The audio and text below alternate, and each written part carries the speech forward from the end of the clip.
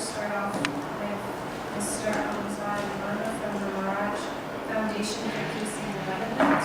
We'll start off the session. Bismillahirrahmanirrahim. Thank you for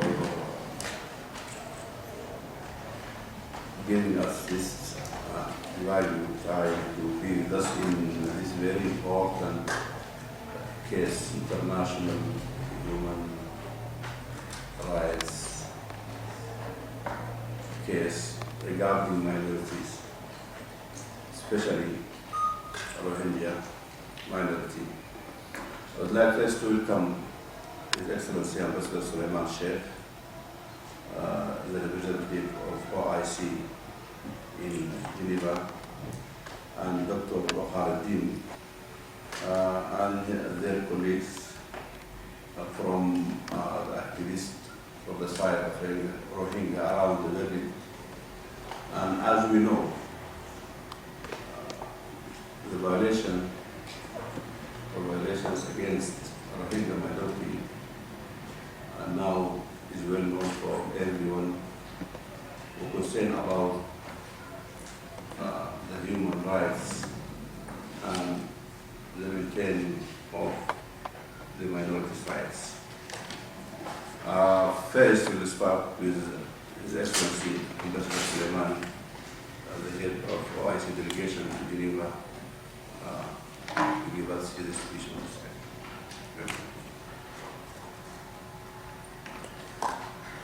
شكرا جزيلا.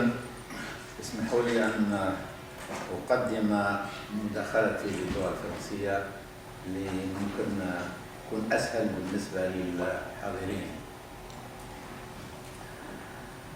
La situation dramatique vécue par la minorité musulmane Rohingya au Myanmar interpelle au premier chef la conscience internationale, dont le devoir impérieux est de venir en aide à cette population privée de tous les droits fondamentaux, à commencer par le droit à la citoyenneté qui lui est dénié depuis la loi sur la nationalité instaurée en 2012. Et c'est justement l'année 2012 où est montée en cadence la vague de persécution contre cette population, condamnée à l'errance. Un certain nombre parmi cette population a été poussé au désespoir et a préféré affronter la mort à bord de frêles esquifs refoulés en mer par les pays de la région.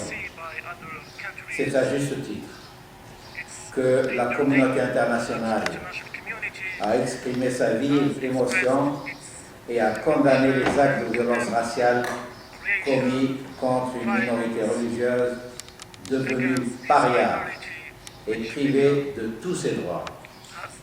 L'on estime à 920 le nombre de migrants Rohingyas qui ont péri en mer entre décembre 2014 et mars 2015. Plusieurs résolutions des instances de l'ONU se sont fait l'écho de l'émotion internationale face à ce drame humain. Le haut commissaire des Nations Unies aux droits de l'homme, son Excellence Zeid Ra'ad Al-Hussein, a récemment manifesté son indignation devant le refoulement en mer des migrants Rohingyas et a estimé que, je cite, « tant que le gouvernement du Myanmar ne réglera pas la question de la discrimination institutionnelle contre la population Rohingya, y compris l'accès légal à la citoyenneté, cette migration précaire risque de continuer. »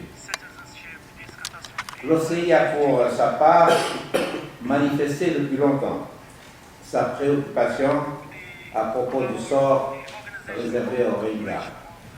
Elle avait pêché en septembre 2012 une commission d'enquête au Myanmar et a même signé avec les autorités du pays un mémorandum d'entente pour l'ouverture à Yangon d'un bureau d'action militaire. Un groupe de contact ministériel s'est même rendu au Myanmar en novembre 2013 pour resserrer les liens avec les autorités du pays, dans le but d'aider au développement de l'État de Rakhine. Le secrétaire général de l'OCI a présenté 3 propositions, consistant le premier à construire 2 hôpitaux, l'un au profit des Rohingyas et l'autre au profit de la communauté bouddhiste. 2, des institutions académiques.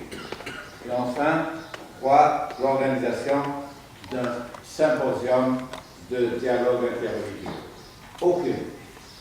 Aucune de ces propositions n'a vu le jour, du fait du rejet des autorités du Myanmar qui ont mis fin à toute collaboration avec l'OCI et a permis la dégradation de la situation sociale et sécuritaire des Rohingyas. Plus récemment, le Conseil des ministres des Affaires étrangères de l'OCI, réuni à Kuwait City les 27 et 28 mai dernier, a adopté une résolution sur la situation de la communauté musulmane au Rohingya. Ce texte a pris note du rapport du rapporteur de l'ONU, Yanghee Lee, sur la situation des droits de l'homme au Myanmar, en date du 23 septembre 2014, et a pris note également de la résolution de l'Assemblée générale des Nations unies sur le même sujet. Il se déclare notamment, je cite, préoccupé par les actes de violence incessants à l'égard des musulmans rohingyas et par l'environnement opérationnel difficile pour les ONG internationales et les organismes des Nations unies qui va des menaces à l'intimidation en passant par les attaques visant leur personnel. Et last but not least, les ministres de l'OCI expriment dans ce texte leur préoccupation suite à la décision du gouvernement du Myanmar d'interdire le recensement national au sein de la communauté Rohingya de l'État de Rakhine en 2014 et réitère, je cite, l'appel lancé au gouvernement du Myanmar de restaurer la citoyenneté de la communauté musulmane Rohingya. Celle-ci déclare le communiqué du Conseil des ministres des Affaires étrangères de l'OCI. Celle-ci continue de faire face à une discrimination systématique qui découle de l'absence de son statut juridique, entraînant des restrictions à sa liberté de mouvement, à sa liberté d'accès à la terre, à la nourriture, à l'eau, à l'éducation, aux soins de santé, ainsi que les restrictions aux certificats de mariage et de naissance.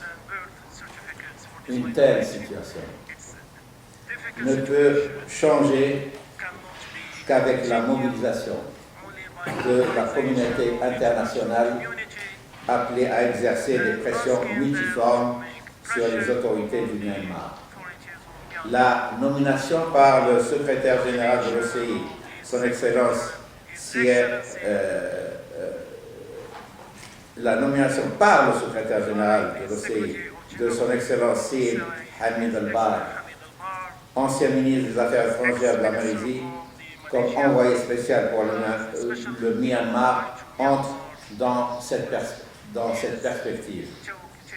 Et le secrétaire général de l'OCI, son Excellence Yed Amin Madani, a d'autre part instruit les délégations permanentes de l'OCI à New York et à Genève à l'effet de provoquer des réunions à l'Assemblée générale de l'ONU et au Conseil des droits de l'homme sur le problème posé par la situation des Rohingyas au Myanmar.